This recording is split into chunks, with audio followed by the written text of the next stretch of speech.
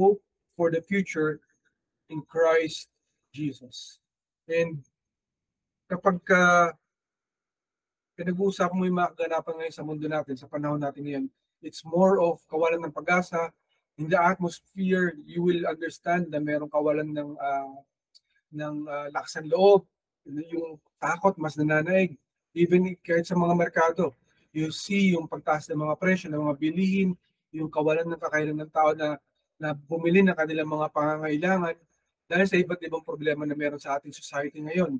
And as we know that the New World Order has already taken much of this world, there is so much fear and hopelessness and weariness, yung worry nasa sa mga tao. Pero tayo dapat ay hindi mawalan ng pag-asa bilang anak ng ating Panginoon Diyos, bilang kanyang mga servants, kanyang mga kaibigan, ay dapat natin maintindihan na mayroong pag-asa sa pamamagitan ng ating Panginoon Kristo, Jesus. There is hope for the future in Christ Jesus. Kaya hindi tayo dapat mawalan ng pag-asa, mawalan ng pagpapagal na mayroong gagawin ng ating Panginoon sa ating generation, sa ating season today. So let us read kung ano po yung salita ng ating Panginoon dito. Number 1, in Romans 15:13, in the New King James Version, it says, "Now may the God of hope fill you with all joy and peace in believing, that you may abound in hope by the power of the Holy Spirit." So, nung sinabi to ng ating kapatid na si Pablo, nung sinabi niya na that the God of hope fills you with all joy and peace in believing, nagkaroon ka ng kapayapaan, no? Ng kagalakan, ng kasiyahan, at mapuno ka ng pag-asa. Hindi niya sinabi na hindi ka dadaan sa problema. Hindi niya sinabi na wala tayong pagdadaanan ng mga pagsubok sa ating buhay. Paul knew ang bawat hinaharap ng bawat Kristiyano, ng bawat anak ng Diyos. Anong meron sa mundo nito? Alam ng taong ito yung kanyang binabanggit. But be that as it may, he knew that in all of these things that we face, the challenges, the issues that we have, the problems that we have every day, every hour, every second, he himself may mga pinagdadaanan si Pablo. Sabi nga ng ilan, meron siyang isang uri ng stronghold. Yung iba sabi may sakit siya. Sabi ng iba may karamdaman siya. Yung iba, ang interpretation nila ay ito pong kanyang hindi mawala-walang problema. Yung si Satan daw, inaatake raw araw-araw si Pablo. Every time na magpipreach siya, may tumutok sa kanya, may nangaasar sa kanya, reminding him of his past. Yun po ang ginagawa kay Pablo. So maraming interpretation sila about the stronghold na meron po itong si Pablo. Yung kanyang kakaibang weakness. Sabi na marami, ito'y sakit, no? But we really do not know kasi wala po tayong records nung unang panahon kung ano po nangyari nung panahon niya. Pero even if may mga pinagdadaanan si Pablo, he was able to see these things. Na bigyan ng Panginoon ng pag-asa, na mapuno tayo ng pag-asa, ng kagalakan, ng kapayapaan. That in believing na hindi tayo pababayaan ng ating Panginoon sa pamamagitan ng power ng ating ng Holy Spirit, ng Espiritu Santo na galing sa ating Diyos, ay maintindihan natin na meron tayong kasama, meron tayong pag-asa. There is hope for our future. So right now, in the sense that we have in our generation, we see a lot of troubles, a lot of problems, mga plano na naman ng mga lockdowns, plano na naman na iba't ibang pagpapakalap na kung ano mga agenda nila, itong World Economic Forum. Be that as it may, merong plano ang ating Panginoon. Meron siyang plano para sa ating lahat. At itong plano na to, walang makapipigil sa atin, no? Sa ating Panginoon Diyos. Hindi ka nag-iisa, ating kapatid. Kung sa paningin mo, sa buhay mo, wala kang kasama, wala kang kapiling, no? Remember, in our generation, maybe sa paningin natin tayo ay minority. Why? Kasi di ba ngayong panahon ngayon, kapag nagsasabi ka ng tama, nagsasabi ka ng something righteous regarding the Bible, pagtatawanan ka, lalo ng mga tao sa labas sa social media.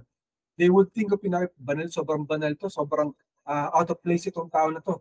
Because our society is worse than Sodom at Gomorrah. Ito po ang nangyari sa ating lipunan ngayon, sa ating panahon. They have forgotten about God, they only think about themselves. Look at it, pagmasdan natin ating kapatid. Maaaring sa paningin natin tayo nag-iisa, pero pagmasdan natin ang ating society ngayon.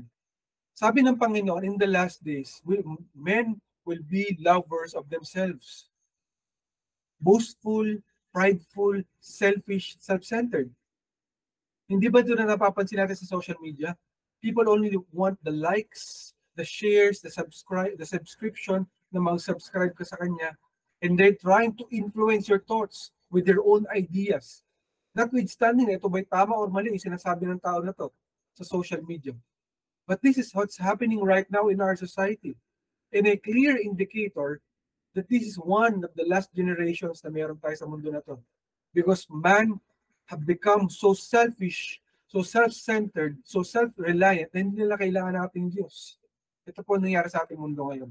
No? Kung noong unang panahon, if you want to see something, you have to go to the library. I bet most of us in this generation do not understand kung paano pumunta ng library. Mas marami pa yung nakakaintindi na kapag may kailangan ka, pumunta ka sa Google. Kaya nga nauso yung salitang, i-Google mo na lang yan, kapatid. Diba? If you want to find something, Google it. YouTube it. Yun na po ang nangyayari ngayon. Pero noong unang panahon, walang Google, walang YouTube. What we had before was libraries. If you want to research something, you have to go to the library. Magpapaalam ka sa librarian, bibigyan ka ng number, and then the books that you can borrow and read. No? And kapag ilalabas mo sa library, kailangan mo magbigay ng permit. And pag binigay ka, nakuha mo na yung permit na yan, napirmahan na ng librarian, you can get out. No? Yun na po ang mangyayari. We have become so much enamored with social media with our generations today na feeling natin tayo na ang source ng information. Kaya nauso na yung salitang fake news. Kasi mismong social media ang pinanggagalingan ng news ng maraming tao. Nakapagtataka. Marami sa atin gustong-gustong panoorin ng social media kapag pinag-usapan nila, ay kilala ko si ganyan, si influencer na ganito, si influencer na ganyan. Pero pag dinanong mo, sino ba kapatid ang kilala mo sa Bible? Hindi niya kilala. Pero siya ay Kristiyano. Pero hindi niya kilala itong prophet na to. Hindi niya kilala itong leader na to sa Bible. Why? Because marami pa siyang time sa social media. This is what's happening in our generation. And so what is happening upon us? We become alone. Naiiwan tayo. Lalo na kapag ikay Kristiyano, you feel na parang hindi ka kasali. Hindi ka kasama. Especially if you want to establish God's righteousness. But Paul is telling us, even from the ancient times, that we could have that hope for the future. No matter what it is happening, hindi tayo pababayaan ng ating Panginoon. May kasama tayo. Even if minority tayo, let us remember that Christ, our God, is still the King. God can never be a minority. He controls everything. He knows everything. He sees everything through. No? So kasama natin ang ating Diyos na buhay. Siya ang bibigay sa atin ng pag-asa. Pangalawa, in Hebrews 10:23 in the CSB version, let us hold on to the confession of our hope without wavering, since He who promised is faithful. So, pagkakatiwala natin ang ating Diyos. Kapag sinabi ng ating Panginoon yan, gagawin niya yan. So marami sa atin hindi naniniwala na may mangyayari pa sa panahon natin. Kaya paulit-ulit na nabubulag tayo sa mga nilalakong maling turo. Lalo na sa internet, marami nagtuturo ng mga maling turo about rapture. The rapture ang pag-asa natin. No. God is our hope. God is our answer. Jesus is the answer. Rapture is not the answer. Ulit-ulitin natin yan. We want to have the rapture, yes. We want to be part of it. But rapture is never the answer. God is and always will be the answer. So there is hope for our future in Christ Jesus, kapatid. Kailangan hindi tayo mag-waver. Kailangan hindi tayo mag-give up. Kailangan hindi tayo magbumigay. Kasi ito yung gusto ng kaaway. Kapag alam niya na parang, ito hindi to sumasali sa akin, dito nadadamay sa mga plano ko.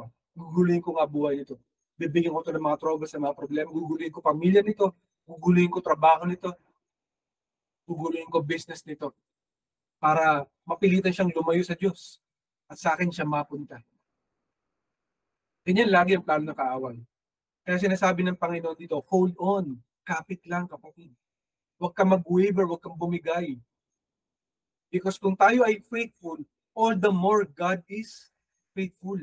Kung pinangako niya, matutupad yan. Walang makapipigil sa plano at sa pangako ng ating Diyos, kapatid. And in Philippians 1:6, in the English Standard Version, being confident of this very thing, that He who has begun a good work in you will complete it until the day of Christ Jesus or Jesus Christ.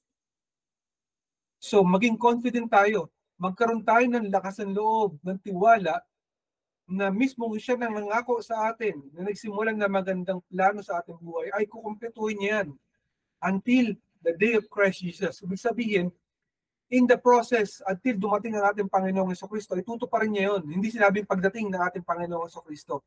Until He will do it, and He will complete it. Unti-unti idadaan tayo sa proseso. So there is hope for us. Because we know na kasama natin ang ating Panginoon. Hindi tayo mag-isa. Hindi ka minority because mas marami ang kasama mo. Sabi nga ng Panginoon, di ba? Those who are with us are more than those who are against us. Malinaw ang salita ng ating Panginoon. So kapatid, hindi tayo dapat mawalan ng pag-asa because meron tayong hope sa ating Panginoon. Kaya napakaganda, even yung kanta na to, di ba yung sinabi niya na He who began a good work in you will be faithful to complete it. Faithful, kapatid. Hindi sinabi na pag-iisipan niya, I'll think about it kung tutuparin ko ba. Di ba minsan pag may nangangako sa'yo, sasabihin, ang daming pinangako sa'yo, wala namang tinupad. Minsan pag may nanliligaw sa'yo, ang daming sinabi, ganyan, kaya ang daming nabobola. Kasi ang daming pinangako. Sabi ni ganyan, nung aking friend, gagawin niya to, pupunta kami dito, pagdating dun, wala naman pala, ako lahat ang taya. Di ba? Sabi ni brother, ito bibigyan niya sa akin. Nabibigyan niya ako ng ganito. Pagdating ko ito, hindi naman niya binigay. People tend to forget, but God will never forget. God will never forget about you, about me, about all of us. Because God loves us. Mahal tayo ng ating Diyos. Bilang niya ang buhok sa ating, ang hibla sa ating mga buhok. At bilang niya, alam niya ang tatakbo ng ating buhay kung hanggang kailan tayo. Alam niya yung fingerprint natin kasi siya gumawa niya. Unique tayo, kapatid. Yung DNA mo, ikaw lang meron niya. Wala kang kaparehas. Wala kang katulad. Kaya nga di ba, pag may crime na nangyari, the only way to judge kung yung tao na to ay may kasalanan pag ginamit nila yung DNA kasi wala kang kaparehas. Hindi niya pa pwedeng sabihin, hindi sa akin yan. Wala akong kinalaman niya, wala ako sa lugar na yan. Eh nakita yung kanyang DNA. Then definitely you were there in that place, placing you into the crime scene or the scene of the crime. In the same way, that DNA is our identification. Kung gaano ka kamahal ng Diyos, importante ka, kapatid. In the bigger scope of things, you might think na wala kang magagawa. Wala tayong silbi, no. Walang tao ang hindi importante sa Panginoon. Lahat tayo ay mahal niya. Kaya nga sabi ni Lord, diba? John 3:16, for God so loved the world that He gave His only Son, that whosoever believes in Him shall not perish but have everlasting life. So malino doon, hindi sinabi ng Lord na, for God so loved only His sons and daughters. For God loves only the pastors. For God loves only the singers or the praise and worship team. Or God loves these people only. No. God loves the world. Malinaw po yun. Pero the world has rejected Him. That's the unfortunate thing. Because when He came into this world, hindi siya nakilala ng mundo na to. Akala nila ordinaryong tao lamang. Because we only see with our own eyes. But God is teaching us to see into the future. Yung hindi pa natin nakikita, declare. Be prophetic. I-declare mo na may gagawin mabuti ang Panginoon sa buhay mo. Even if wala ka nakikitang pag-asa, have faith na may gagawin na ngayon Diyos sa buhay. So have that hope for the future in Christ Jesus our Lord. Temporary sufferings require patience. Ayan. So malinaw na kapag tayo ay merong hinaharap, meron tayong hinahanap, meron tayong ginagol sa ating buhay. Of course, bago tayo makarating doon sa rewards ng ating Panginoon, meron muna tayong mga pagdadaanan. But look at your sufferings, yung mga yung dinadanas na hindi maganda sa buhay, as temporary lamang, panandalian lang, kapatid. Sandali lamang yan. Sa ating Panginoon, wala lang yan. But it requires patience. Hinahanap ng Lord yung iyong pasensya. Maghihintay ka ba sa ating Diyos o pipilitin mo na gagawin ko na ito ng paraan, kakapit na ako sa patalim. Kasi gusto ko tumarating, gagawin ko na lang to, patawarin na lang ako ng Diyos. Kapatid, yung gawain nila hindi galing sa ating Panginoon yun. Galing sa kaawa yung turo na yun. Hindi tayo tinuturuan ng Diyos na kumapit sa patalim. God is teaching us to be patient and be faithful. Have faith na may gagawin siya. Di ba sina Shadrach, Meshach, at Abednego, yung mga kaibigang Daniel, Susunugin na sila kasi sabi nung mga Babylonians, kung sino ang hindi sasamba dito kay Nebuchadnezzar ay mamamatay. May maraming inggitero. Nainggit sila kay Shadrach, Meshach, and Abednego, nakita nila hindi sumasamba sa statwa na pinatayo. Diba? Itong idol na kanilang ginawa, dapat sambahin nyo ito kasi according to our tradition, sambahin nyo itong statwa na to. Kaso sabi ng Panginoon, panggatong lamang ang kahoy at ang mga semento. Huwag kayong sasamba sa semento at kahoy. Yan ang turo ng ating Diyos. Nasa Biblia yan, kapatid, hindi po yung gawa-gawa. So ito pong si Shadrach, Meshach, at Abednego, hindi po sila sumamba because they will only worship God who is living and He cannot be contained by stone or by wood. Hindi pwede siyang ilagay sa kahoy or bato. Pero kahit ganoon, wala nang pag-asa. Alam nila pwede sila masunog. Sabi nila, huwag po kayong magalala. Kahit itapon nyo kami, okay lang. Itapon nyo kami sa apoy. Iligtas man kami o hindi ng aming Diyos, kami ay hindi sasamba sa statwa na yan. They know by themselves that they could suffer and they could actually die. Pwede silang mamatay. But they accepted their faith. Whatever happens, let God speak. Let God redeem us. Let God vindicate us. Let them reject us. Let them speak against bad things against us. But God will be our protector. God will be our vindicator. God will be our redeemer. For God, our Lord, loves us. Mahal kami ng aming Diyos. And so God rewarded them in their midst of suffering. So, tinapon sila sa apoy. Pagdating nila doon, nakita nung hari ni King Nebuchadnezzar ng Babylon, the greatest power on earth during that time. Sabi niya, teka, di ba si Shadrach, Meshach, and Abednego na tinapon niyo doon yung tatlo? Bakit naging apat sila? And I see someone that looks like a son of God. Meaning, someone who is like God. Because it was Jesus Christ who was with them during that time. And they were speaking with Jesus Christ in the fire. Sa lumalagablab na apoy, kausap nila ang ating Panginoong Jesus in the spirit form. At nung nakita ito ni Nebuchadnezzar, na-mesmerize siya, itong tao na merong statwa na higante at sinasamba ng mga tao, teka, hindi pala ako Diyos. Merong Diyos doon. Sabi ni Shadrach, Meshach, and Abednego, pwede lumabas ba kayo? At ako, gusto ko kayong makausap. Excited ako. Sino yung kasama nyo? At nung lumabas si Shadrach, Meshach, and Abednego, nakita nila, walang sunog, walang amoy ng usok, walang kahit anong sakit or karamdaman or sugat itong mga lingkod ng Panginoon, Shadrach, Meshach, and Abednego. Why? Because their sufferings were only temporary. Panandalian lamang. Their faith was tested and God rewarded them because of their patience. Nagtiwala sila sa ating Panginoon, nagipapagpasensya sila, nagantay sila sa ating Panginoon, even into the point of death, they trusted God. And so the Lord rewarded them. And so in 1 Peter 9-10, in ESV, resist him, firm in your faith, knowing that the same kinds of suffering are being experienced by your brotherhood throughout the world. And after you have suffered a little while, the God of all grace, who has called you to His eternal glory in Christ, will Himself restore, confirm, strengthen, and establish you.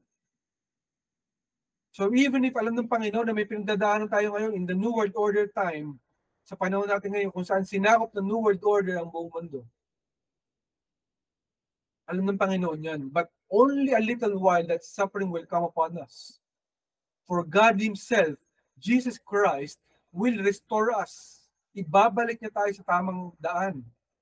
Iko-confirm niya tayo, ipagmamalaki niya tayo sa mga tao, palalakasin niya tayo, at establish niya tayo na tayo yung kanyang mga anak. Ay, ito ang aking lingkod, na pagkakatiwalaan ko, i-reward ko siya.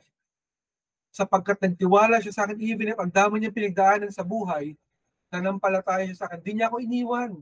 Kahit ang dami nangyari sa kanya, sapagkat itong si Satanas, pinilit i-destroy ang kanyang buhay, pinilit siyang wasakin, pero itong anak na to, itong anak ko ay mapagkakatiwalaan ko, kaya ngayon siya ay aking i-reward.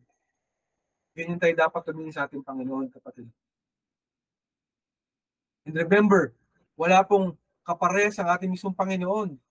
During His suffering, bilang God na bumaba sa mundo na to, bilang Diyos, bumaba siya. And yet He's trusted the process na gagawin nila ng kanyang Ama, ng ating Diyos. Kaya kahit na nahihirapan siya, nireject siya ng mga tao, pinagtatawanan siya, sinisigawan siya, dinuduraan siya, tinotorture siya hanggang sa ipako siya sa krus. He trusted that it will matter most kapag natapos na lahat ng proseso na to. That for the suffering will be a little while only, and after that, the plan will go ahead as planned by the Lord our God. It will happen and no one can stop it. And we know that God's work is finished. Kaya sabi niya nga, di ba? It is finished. Hindi na po nakapako ang ating Panginoong Jesucristo. He is alive. He is resurrected na, kapatid. He is alive for all of us.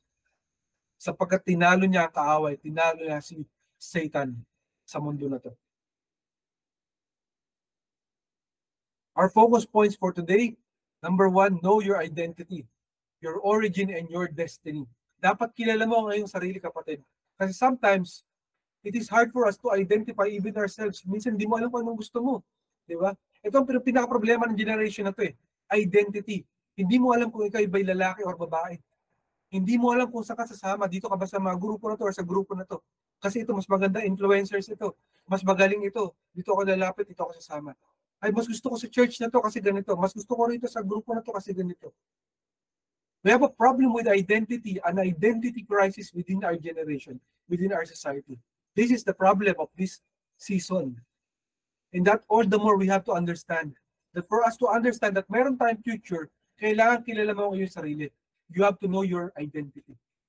Number 2, God will provide in the midst of our sufferings, lahat ng ating mga pinagdadaanan, in all the troubles that we are facing, the challenges, God will be there for us to provide a way for us, being gracious to all of us, na hindi tayo kanyang tutulungan at hindi niya tayo iiwan. Kaya nga sabi niya, di ba, I will never leave you nor forsake you. Hindi sinabi na, I will never leave you in the times of the Bible, in the ancient times. And ngayong panahon na to, I have already left you. No. The same God that we had yesterday is the same today and forever. And so God is telling us that I will never leave you nor forsake you. And He's telling us today that He will provide a way for us.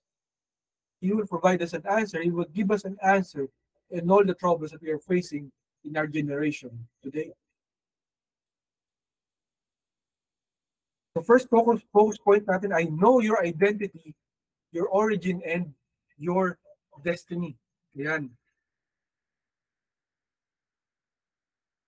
In 1 Peter 2:9, in the NET version, but you are a chosen race, a royal priesthood, a holy nation, a people of His own, so that you may proclaim the virtues of the one who called you out of the darkness into His marvelous light. Ayan.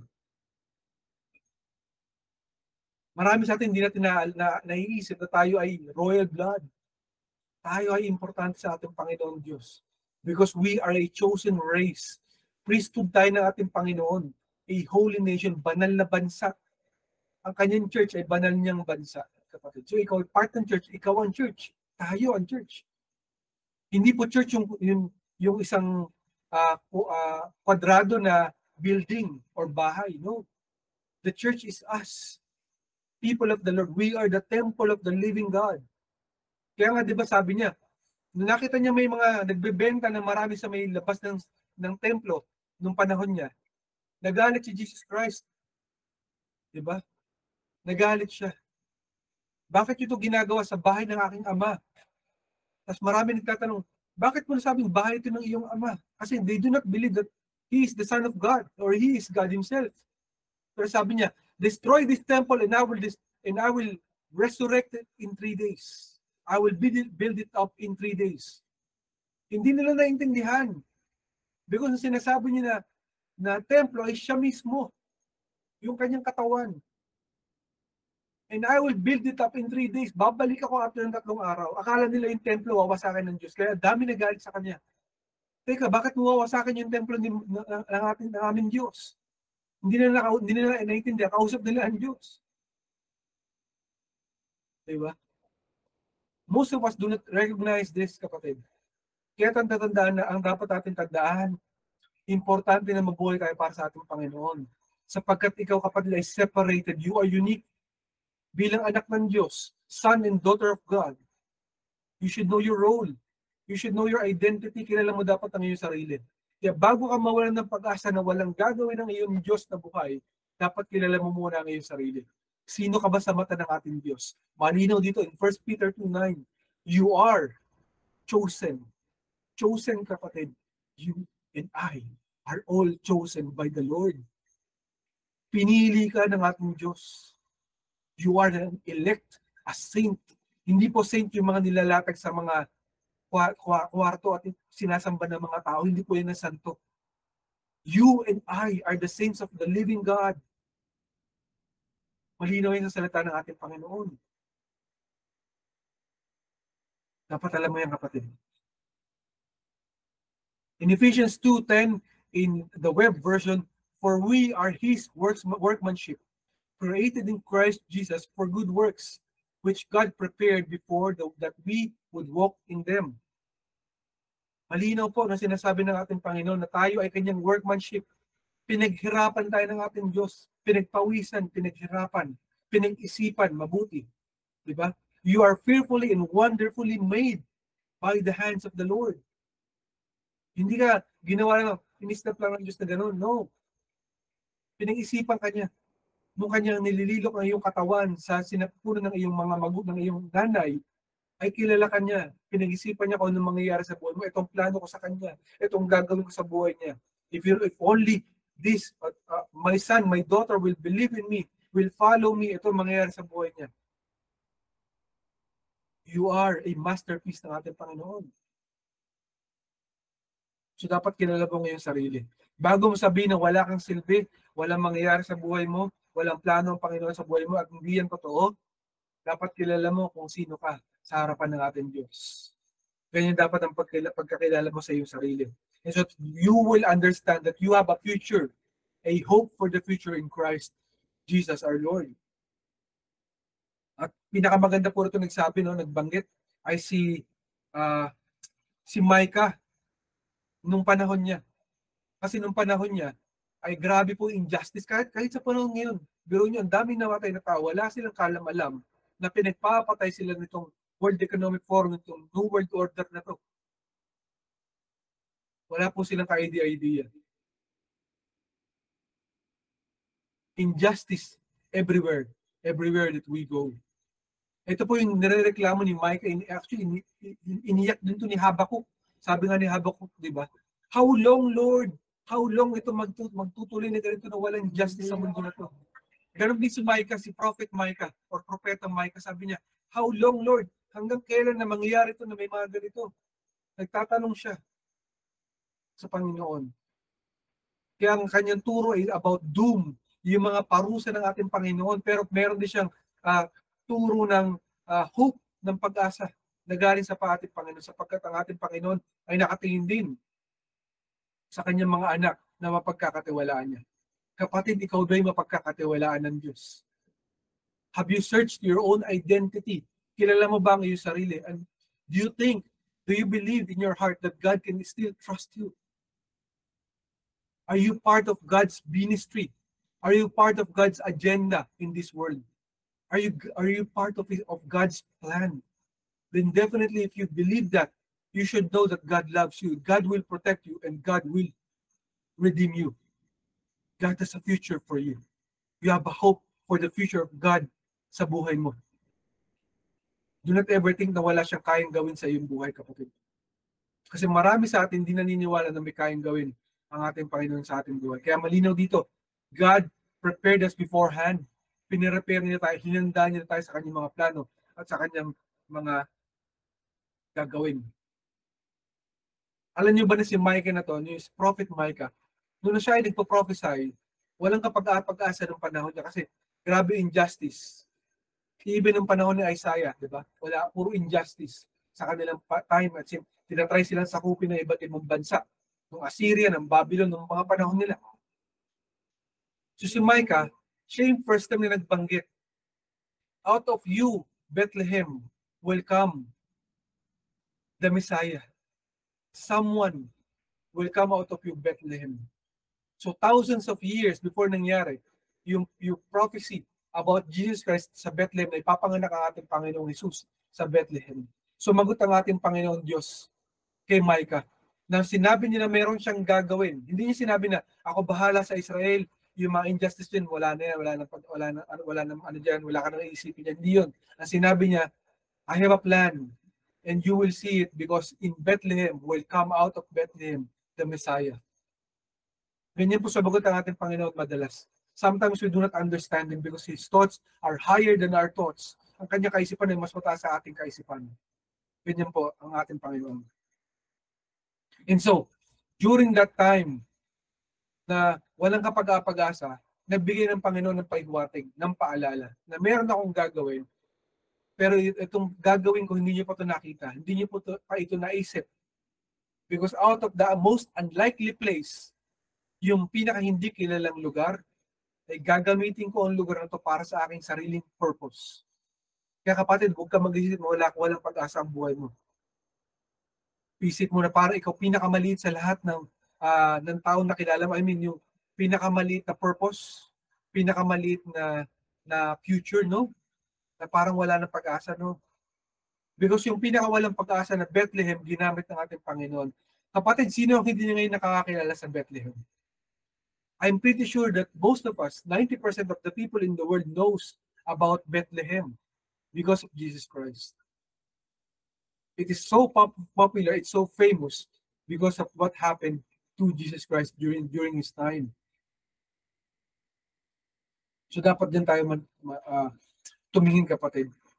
In our eyes, in our own identity, sa tingin natin wala tayong pag-asa. Walang plano ng Diyos sa ating buhay. Nagkakamali ka, kapatid, because you are a chosen race. You are a workmanship of God. You are a masterpiece. The son and daughter of the Lord our God. You are a saint. You are the elect ng ating Panginoon. So malinaw na sinasabi ng ating Panginoon. And so therefore, you have a future. Because it is God Himself, Jesus Christ, who commands our destiny. He will command our destiny. Kahit minsan tayong naliligaw na landas, tayo ay nawawala sa ating Panginoon, itutuwid niya ang iyong landas, kapatid, sapagkat mahal ka niya. Alam niya ang takbo ng puso mo. Bilang man, bilang woman sa mundo na to, alam niya na may mga weaknesses tayo. Alam niya sometimes that we falter, we fail, we fall down, pero ibabangon tayo muli ng ating Panginoon. Kaya nga sabi ng Panginoon, di ba? The righteous man falls 7 times and rises again. God will give you a way to come back. Because He also sees your heart and because God loves you. So kapatid, know your identity. And by knowing your identity, pag nakilala mo ang iyong sarili, alam mo kung saan ka nang galing. Meaning, galing ka sa ating Panginoong buhay. And by knowing your origin, kung saan ka nang galing, alam mo kung sino ka, and you know your identity, kung ano ka sa ating Panginoon, then you will know your destiny. Alam mo na may future ka, kapatid. That will be prophetic in your life. So speak for your destiny. Lord, I believe in the mighty name of Jesus Christ. I decree and declare that my future is secured in Christ Jesus. I know, Panginoon, na may plano ka maganda sa aking buhay. My career will go for something. Something will happen in my future na may gagawin ka. I am victorious. I am a conqueror in Christ Jesus, our Lord. I have believed that, Lord, may plano ka sa aking pamilya. May plano ka sa aking business. May plano ka sa aking eskwela. Sabihin man nila na wala na akong pag-asa, pero may pag-asa ako sa iyo. Sapagkat ikaw, Lord, ang gumawa sa akin, I was fearfully and wonderfully made. For I know the plans that I have for you, says the Lord. Di ba sabi ng ating Panginoon? Plans to give you a hope, to give you a future, and not to harm you. Declare it, kapatid, ng iyong bibig na may pag-asa, may future ka sa ating Panginoong buhay. Know your identity, kung sino ka, kung saan ka nanggaling, kung saan ang origin mo, at kung ano ang destiny mo. By knowing your identity, you will know your destiny. That you have a secured future, a future hope in Christ Jesus our Lord. Pangalawa sa focus point natin is God will provide. God will answer. God will give us something, kapatid. Hindi mo pwedeng walang plano ang ating Panginoon sa ating buhay. In 2 Corinthians 9:8, in the New King James Version, and God is able to make all grace abound toward you, that you, always having all sufficiency in all things, may have an abundance for every good work. So hindi papayag ang Panginoon na hindi ka tutulungan niya. Napababayaan ka nila, iiwan ka lang ng ating Diyos na buhay. No. May gagawin siya sa buhay mo. Sapagkat sinasabi niya, God is able to make all grace abound toward you. Papunta sa'yo. Yung rewards, yung mga blessings papunta sa'yo, kapatid. Pero syempre, kailangan mo magtiwala sa Kanya. Kailangan mo lumakad sa landas kasama siya. Huwag kang lumayo sa ating Panginoon. Kapag may problema ka, may pinagdadaanan ka, lalo kang tumakbo sa ating Diyos. Lalo kang lumapit sa Kanya. Pag may nangungutya sa iyo, may nag-aalipos sa iyo, sinasabing wala kang pag-asa, wala kang pupunta, wala kang pangarap, wala kang mararating, then all the more tumakbo ka sa ating Panginoon. Isumbong mo kay Lord, Lord, nakita mo sinasabi ng tao na to, wala raw akong pag-asa. You see what's happening. Then Lord, vindicate me. Redeem me, Lord. My future and my hope is in you, O God. Yan ang dapat mong gawin, kapatid. So, imbis na mawalan ka ng pag-asa, magtiwala ka sa ating Panginoon. And there will be a sufficiency, sapat, sabi nga ng Panginoon, sapat na biyaya, the blessings para sa iyo, and abundance for every good work. Ibig sabihin, when we are righteous in the eyes of God, God will all the more bless us. Lalo niya tayong pagpapalain. Yung mga pangarap natin unti-unti natutupad. Unti-unti natin mapupuntahan niya kung ano yung mga plano ng ating Panginoon para sa atin. Our destiny will unfold within our very eyes. Makikita natin ito. Pero kailangan magtiwala ka sa Diyos na buhay. Of course, may rewards ang masasamang tao. Ang mga taong hindi nagtitiwala sa Diyos, may reward din sila. Pero yung reward na yun, panandalian lang yung, kapatid. Madalas dito lamang yun sa mundo na to. But God's rewards and blessings are eternal and everlasting. God knows what you want and what you need, what you desire for, and He will reward you. Just stay the course, kapatid. Magtiwala ka sa ating Panginoon. Even if dahil natin nakikitang hindi maganda ngayon sa generation natin, sa season natin ngayon, trust the Lord. He will be there for all of us. He will provide for all our needs at hindi na tayo pababayaan. And one of the best examples natin dito sa Abraham. Si Abraham, sinabi ng Lord sa kanya, go to the mountain of Moriah and you will sacrifice. You will make a sacrifice. Isama mo ang iyong anak, si Isaac. Do not bring anything. Do not bring any animal. Just go there. So maybe in the eyes, in the mind of Abraham, alam niya na may something dito. Teka, pupunta ako rin para mag-sacrifice. Kasama ko lang ang aking anak. Nandito ang mga panggatong na kahoy. Nandito ang mga bato para pagpunta ron, gagamitin para sa sacrifice. Pero walang tupa. Wala ang sheep. Wala ang lamb. So what's going to happen? Will that be my son? Will that be my daughter? Diba? Parang ganon. So alam ni Abraham na may something up there sa Mount Moriah. Pero hindi, ano sabi ng Panginoon? Sabi ni Isaac, Father, where is the sacrifice? Why will we go up? We don't have the lamb. We don't have the sheep or the ewe. We don't have that. Sabi ni Abraham, do not worry. God will provide. God will provide, kapatid. God will provide. Siya ang bahala. In our eyes, we cannot see anything. Wala tayong makita. Wala tayong makitang plano ang Panginoon. But our faith is not based on what we see. Hindi po yung nakabase sa mga nakikita ng ating mga mata.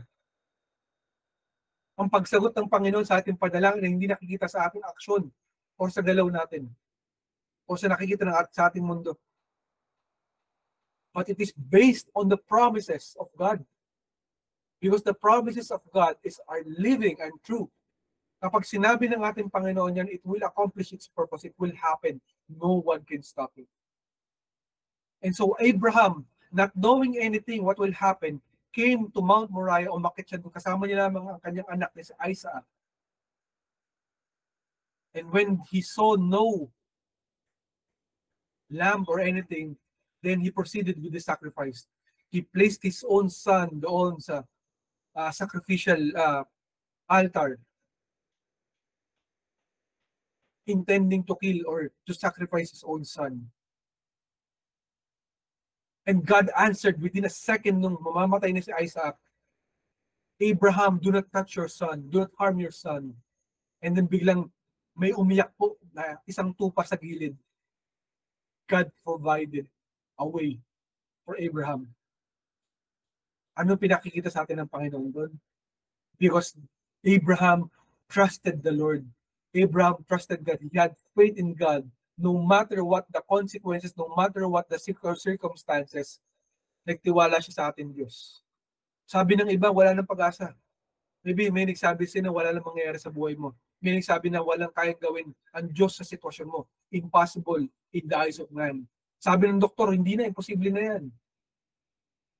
But God is the God of the impossible. In Luke 1:37, for nothing is impossible with God.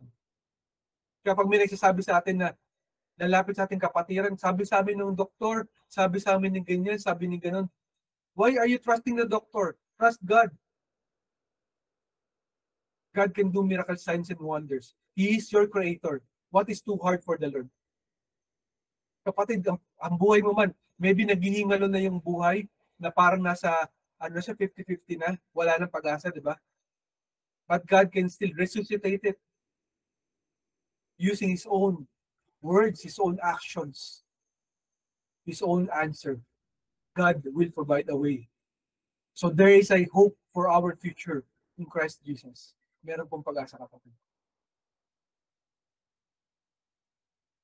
Our takeaway for the day, our conclusion here is, our troubles today are not comparable to God's rewards. Our troubles today are not comparable to God's rewards. Kung ano man yung ating mga hinaharap sa panahon ngayon, yung ating mga challenges, issues, problems, no? Yung mga sakot natin sa ating buhay, it will never compare to what God has in store for all of us. Kung ano man yung plano ng ating Panginoon, wala kang makakapantay doon. Greater ang pinaplano ng ating Panginoon para sa atin. So right now, in the last 3 years, grabe yung ginawa itong New World Order na ito, lahat ng kanilang ginawang lockdowns, pagpapahirap sa mga tao, pagpatay sa mga tao na walang kaalam-alam, naliligyan sila sa katawan nila ng kung ano-ano, di ba? Niloko maraming tao, minanipulate ang mga data, ang mga information na nakikita mo sa media at sa governments. And yet God will not be mocked. God is a God of justice. God will show His mighty justice among all the people, and God will be praised and glorified in the eyes of the people. Our momentary troubles today are not comparable. Hindi po pwede yung ating mga hinaharap ngayon ay kukumpara doon sa mga plano na biyaya ng ating Panginoon sa atin. Mas higit ang kayang ibigay sa atin ng ating Diyos, so mas higit tayong dapat magtiwala sa Kanyang kayang gawin sa ating mga buhay. In Romans 8:18-19 in the ESV, for I consider that the sufferings of this present time are not worth comparing with the glory that is to be revealed to us. For the creation waits with eager longing for the revealing of the sons of God. So sinasabi ng Panginoon na yung mga troubles natin ngayon, today in our generation, ay wala yan kumpara sa mga plano ng ating Panginoon sa atin. Pero meron dito maliwanag na binabanggit ang ating Panginoon. Hindi pa ito nangyayari in our history, kapatid. Usap tayo ng usap about rapture. Ito hindi pa nangyayari. For the creation waits with eager longing for the revealing of the sons/daughters of God. I-reveal ng Panginoon kung sino yung kanyang mga mapagkakatiwalaang anak niya. Sino yung kanyang mga anak sa harapan ng buong mundo na to. He will reward them, His sons and daughters, in the eyes of the creation. In the eyes of man, they will see yung reward ng mga anak ng Diyos. Because the riches of this world will be stored up for the people of the Lord. Yung wicked people, yung kanilang iniipon na kayaban sa mundo na to, ay para sa mga anak ng Diyos. Kaya malinaw sinasabi ito natin, Panginoon, for the creation waits with eager longing for the revealing of the sons of God. Kapatid, hindi pa nangyayari yan sa mundo natin. That is one promise of the Lord na hindi pa natutupad. Kaya huwag tayo mag-isip na walang plano ang ating Panginoon sa ating buhay. Continuation in Romans 8:24-25, for in this hope we were saved. Now hope that is seen is not hope, but for who hopes for what he sees? But if we hope for what we do not see, we wait for it with patience. Kaya yan, Ang daming nagwo-worry at nagkakaroon ng matinding weariness sa mundo natin. Fear is emanating upon all the atmosphere sa mundo natin, lalo sa church world, na parang wala ng pag-asa.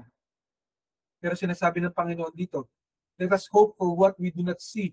Magkaroon tayo ng pag-asa, ng pagtitiwala, ng paghahantay sa mga bagay na gagawin ng ating Panginoon, even if hindi natin siya nakikita. But, malino sinasabi ng Panginoon dito, we wait for it with patience. Kailangan mo magtiwala, kapatid, kailangan mo maghantay. Kailangan natin maghantay. Kaya nga, di ba yung last word na binigay sa atin Panginoon, the best is yet to come. Kapatid, hindi pa tapos ang ating Panginoon. Pinipinta pa niya lamang ang iyong buhay. Kaya nga ikaw ay masterpiece. You are a workmanship of the Lord. You are a special one, a chosen race, a chosen and holy nation in God. Son of God, daughter of God, remember that you are special in the eyes of God. Minaliit ka man, milantrato ka ng ibang tao, even in this generation, sinabi nila, hindi ka pwedeng lumabas kasi wala ka nito. Hindi ka pwedeng lumapit kasi wala kang ganito. Remember that you are a chosen race, a special nation to the Lord our God. God loves you more than you can ever imagine. And if you think that there's no hope for you or your future, no. You are greatly mistaken, kapatid. Because God has a future for you, for me, for all of us. A bright future in the hands of the living God.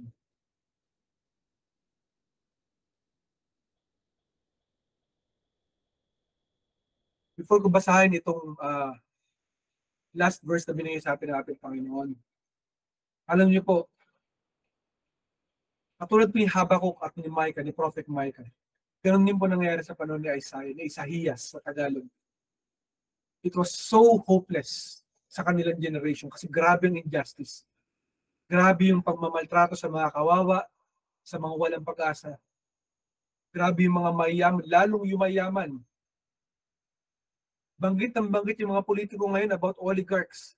Pero totoo sila ay pinayayaman ng mga oligarchs na sinasabi nila. These are liars. They're talking about oligarchs, but the oligarchs are actually supporting them. The New World Order itself is made up of oligarchs, of the richest men in the world. So nung panahon ni Isaiah, ganito rin ang naranasan nila. Pero what hope do we have that we can get from Isaiah during his time na pwede natin i-apply sa panahon natin ngayon? What can we apply during that time in our own generation? Kasi pinag-uusapan doon yung injustice. Just like the injustice right now in our world. The lies, the fake news during that time. Alam niyo po ba na sa Isaiah mo makikita na unang binanggit that God is with us na salita, yung Emmanuel, God is with us. And dun din binanggit the Messiah that was pierced na hindi nila nakilala, or the suffering servant. And God, that gives us hope na may plano ang Panginoon sa ating future. Kasi during that time na walang kapag-apag-asa, ay nagpakita ang Panginoon ng salita niya na sinasabi niya, do not worry, for I am with you. The Father sent to us His Son, God with us, Emmanuel. The Son that will be pierced upon the cross, yung matutusok ng sibat sa krus ng Kalbaryo upang iligtas ang sangkatauhan, upang bigyan ng pag-asa tayong lahat na hindi tayo mapupunta sa impyerno, kundi tayo makararating sa langit balang araw. Sapagkat tayo mahal ng ating Diyos. So kapatid, do not forget this. This teaching from the Lord. Na kapag wala ng pag-asa, lalo ka dapat magkaroon ng pag-asa sapagkat gagawa ng Panginoon ng pag-asa, ng sagot sa ating mga buhay. Our future is secured in Christ Jesus. In Micah 7:7, our last verse, therefore, I will look to the Lord, I will wait for the Lord, God of my salvation. My God will hear me. God is listening, kapatid. Narinig niya yung mga panalangin mo. Narinig niya yung panalangin natin lahat. Wala pong hindi nakararating sa ating Panginoon. Alam niya lahat ng bagay. So kapatid, it is your assignment, my assignment, our assignment. Magtiwala tayo sa ating Diyos. He is our salvation. Siya ang ating kaligtasan. Siya ang ating sagot tumingin ka sa ating Panginoon at naririnig ka ng ating Diyos. One way or another, God will answer. No one can stop it. God's words will be true, for our hope in the future of the Lord our God is secured in Christ Jesus. We have a hope. We have a future in Christ Jesus. Yan ang salita ng ating Panginoon, kapatid. Glory to our God who is good to all of us. He is good all the time, and all the time God is good. Salamat sa pagkabasa ng salita ng ating Diyos na buhay. And kapatid, maybe this is the first time that you heard this message. Maybe you are listening with other people that are listening live right now, or maybe you are listening to this recorded broadcast in the social media platforms. This is not an accident, kapatid, na nandito ka. God loves you and God wants to save you. Kapatid, maaari na isip, bakit kailangan ako ligtas ng ating Diyos? Why does He need to save me? Because, kapatid, if you do not know Jesus Christ, if you have not accepted Him as your Lord and personal Savior, and you have not asked for forgiveness sa lahat ng iyong mga kasalanan, then you cannot go to heaven one day. All of us are bound to die one day. Mamamatay tayo sa mundo na to. Walang makapipigil doon, kapatid. Pero isang bagay ang pwede mong makontrol. Isang bagay ang pwede mong makapanghawakan. Magkaroon ka ng insurance. Ano yung, kapatid? That is heaven insurance, na hindi ka mapunta sa impyerno pag ikay namatay, kundi sa langit kasama ng ating Diyos. And for you to get that salvation, you have to follow this prayer. Pray with all your heart, with all your soul, with all that is within you, and believe it with all of you in yourself, in your heart, and ask for forgiveness sa lahat ng naging pagkakamali. Kung gagawin mo yan, na magtitiwala ka sa ating Panginoong Jesucristo today, ngayong araw na to, ngayong minuto na to, magtitiwala ka sa Kanya, then bibigyan ka niya ng karapatan na makarating sa langit balang araw kasama niya. Sapagkat siya namatay para sa iyo sa krus ng Kalbaryo at nabuhay siya muli after 3 days to save you, to give you this opportunity. So kapatid, let us pray. Follow this prayer today and receive the gift of salvation from the Lord Jesus Christ. Manalangin tayo. Panginoon, ako po hindi karapat-dapat sa iyong harapan. Ako po hindi karapat-dapat sa iyong harapan. Humihingi ako ng tawad sa lahat ng aking mga kasalanan. Humihingi ako ng tawad sa lahat ng aking mga kasalanan. Panginoon, tinatanggap kita bilang Diyos, Panginoon Diyos, at tagapagligtas. Panginoon at tagapagligtas. Panginoon, sa lahat ng aking pagkakamali, Panginoon, sa lahat ng aking mga ako'y baguhin mo. At Panginoon, tinatanggap ko ang buhay na walang hanggan na regalo mo. Panginoon, alam ko balang araw, makakasama kita sa langit. At habang nandito ako sa lupa na to, ay magiging mabuti ako sa pamamagitan mo. Panginoon, salamat sa pag-ibig mo. Nananampalataya ako sa iyo, Panginoong Jesucristo.